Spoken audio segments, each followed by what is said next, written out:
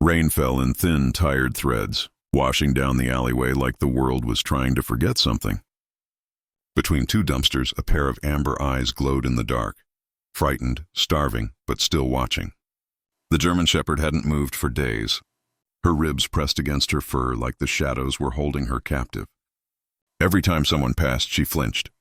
Every sound, a lid slamming, a truck groaning, sent her deeper into herself. Trembling, Officer Daniel Cole had seen broken things before. People, places, even faith, but never something that stared back at him with that kind of silence. When he crouched near the dumpster that morning, his voice barely broke the air. "Hey, sweetheart." "It's okay." No sudden movements, no tricks, just words shaped like warmth. The dog didn't move, didn't blink, didn't trust. Then the wind shifted, carrying his scent. Leather, soap, rain. For the first time, she didn't pull away. A small sound escaped her throat. Not a growl, not a bark, but a question. Cole held out his hand, trembling as much as she did. In that moment, the alley wasn't a place of fear anymore. It was a crossroads, life or surrender.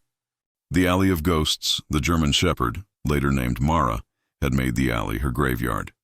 Locals said she appeared after a wreck nearby, limping, dragging a broken leash. Nobody could get close. The rescue team tried food, traps, even patience. Nothing worked. She'd vanished the moment a human shadow crossed the light. When Officer Cole arrived, he saw more than an abandoned dog. He saw trauma carved into fur and bone. Something about her reminded him of himself, a soul that had seen too much and no longer trusted light. Each night he returned, sitting a few feet away in silence, just talking, telling her about his own scars, the ones nobody could see. Slowly she began to listen. But when a storm rolled in one night, thunder cracked like gunfire, and she bolted.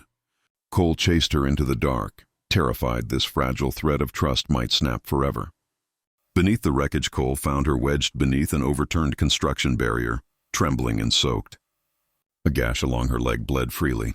She tried to bite when he approached, not out of hate, but terror.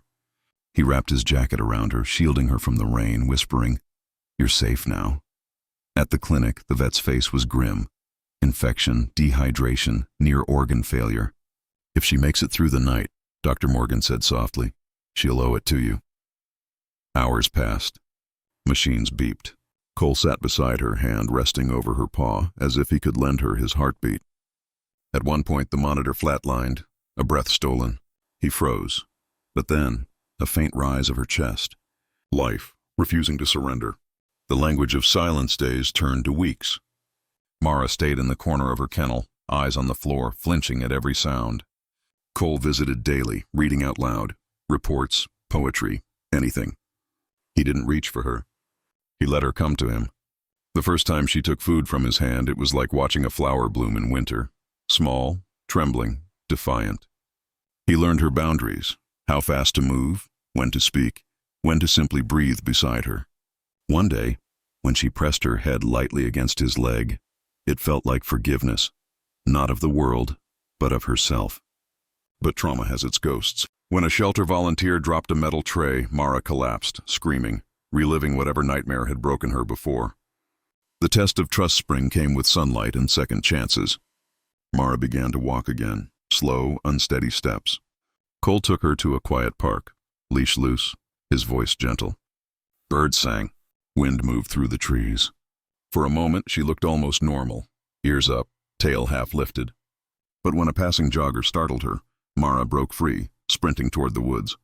Panic hit like ice in Cole's veins. He followed her tracks for hours, shouting her name.